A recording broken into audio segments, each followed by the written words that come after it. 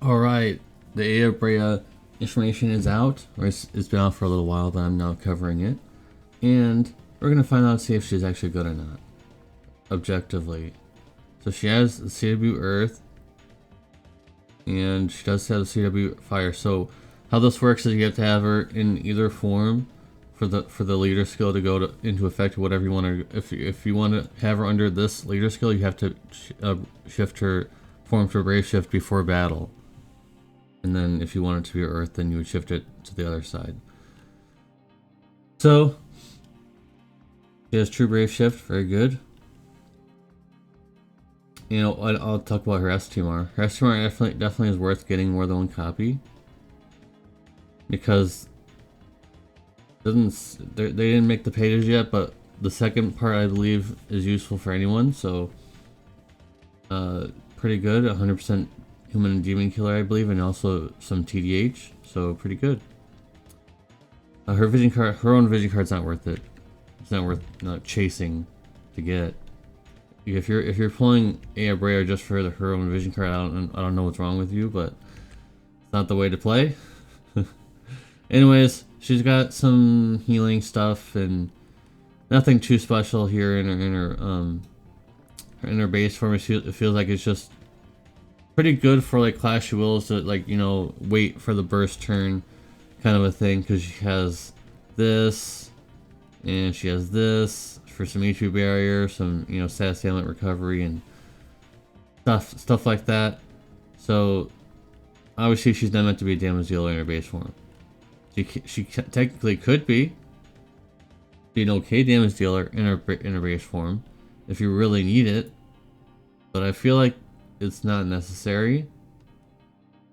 But it's there, so she could technically be a damage dealer in her base form, but it's just not going to be, you know, what you're going to be clamoring for. But you will be clamoring for her Brave Shift form, where the damage is real.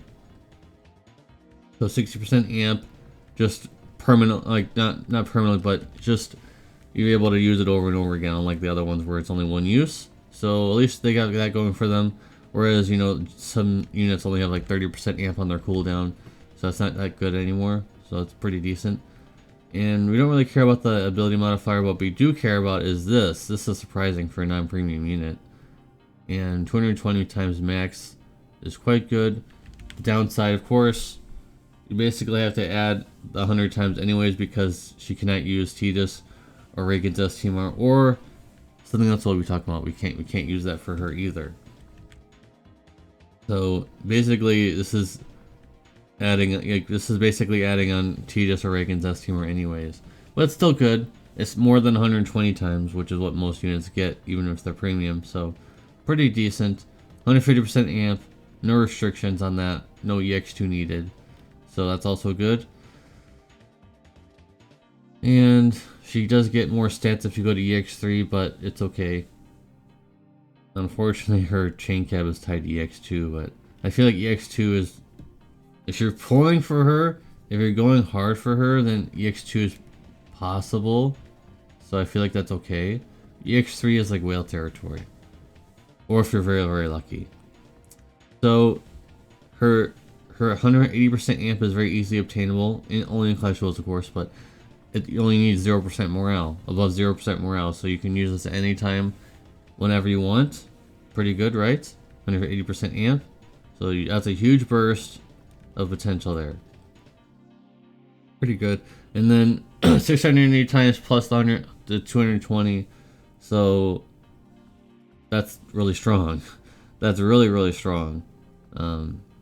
Let's math that out. It's early in the morning for me, so I gotta use a calculator.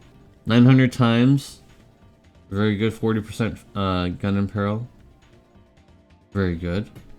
And on top of that, 180% amp. She's probably gonna be one of the strongest damage dealers in Clash of Wills. Like, I don't even have to think about it.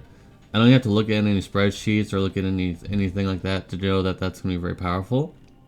Because she has 3 turns of strong burst. One, of course, being the strongest, and then less strong, and then much less strong. But still, 180% amp, then 150, which is the standard, and then at 60%.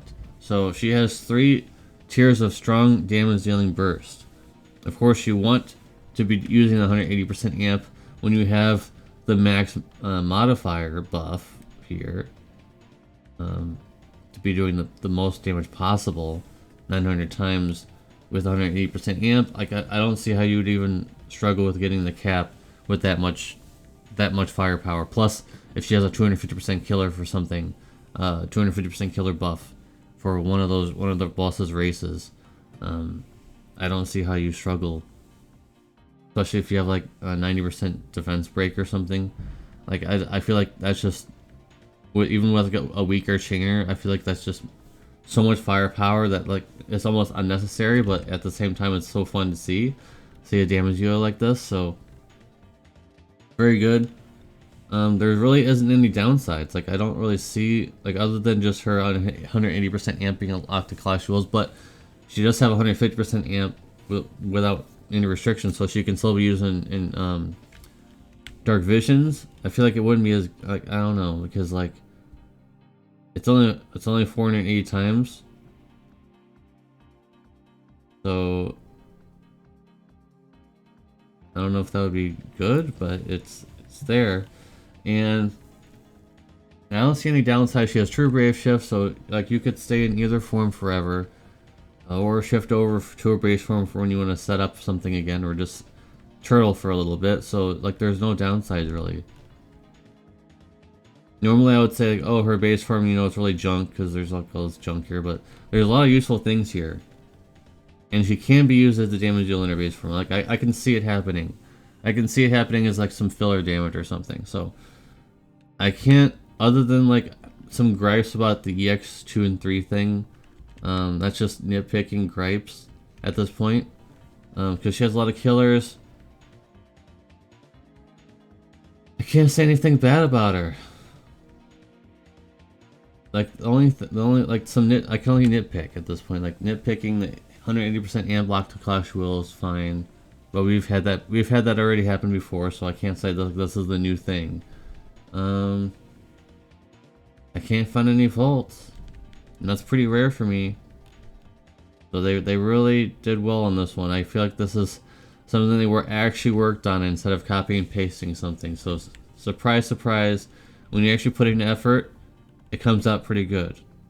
So if you're pulling for a leader skill, the leader skill is nothing special. So anyways, what am I going to grade her? Considering that I've been giving her some raving review here, I think 9.25 is pretty fair. She's not going to get any higher than that because her vision card's not good, and she's limited time. So if you're watching this like 2 months in the future, if you're wondering who Aya Brea is, and you're too late to come back to see, you know, Parasite Eve collab, she's already gone. So 9.25, I think that's one of the higher scores higher units that I've rated in a long time. I don't even remember the last time a unit's got even past a 9.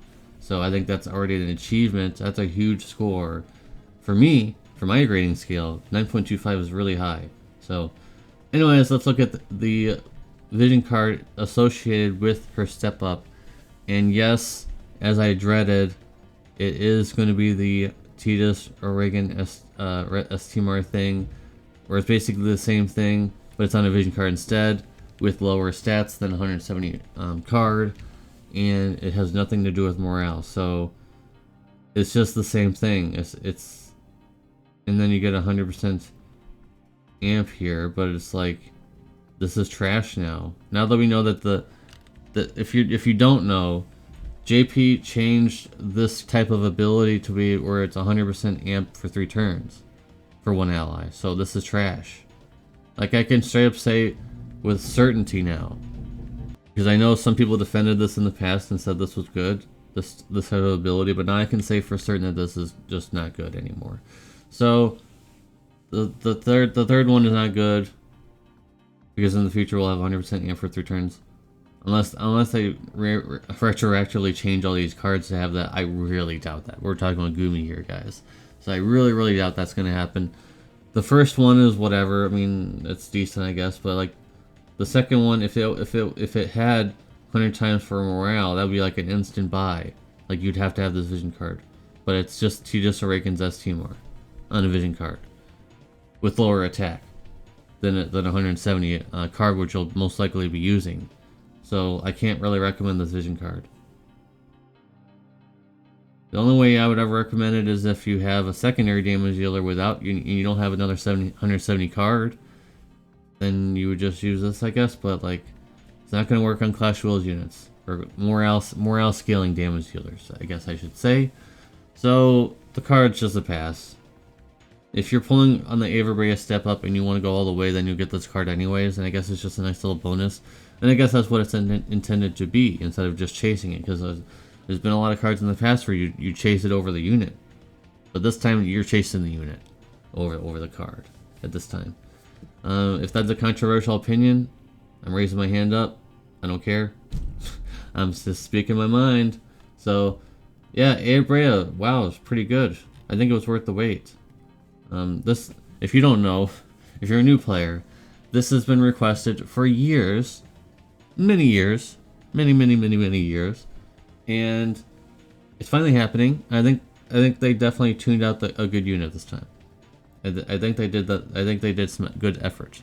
Now they need to do this every time, not just because it's a collaboration, not just because it's something special. It needs to be done every time. No copy and paste. Okay, sounds good. All right, thank you guys very much for watching. Appreciate you. Love you guys, and I hope to see you in the comment section down below. Peace.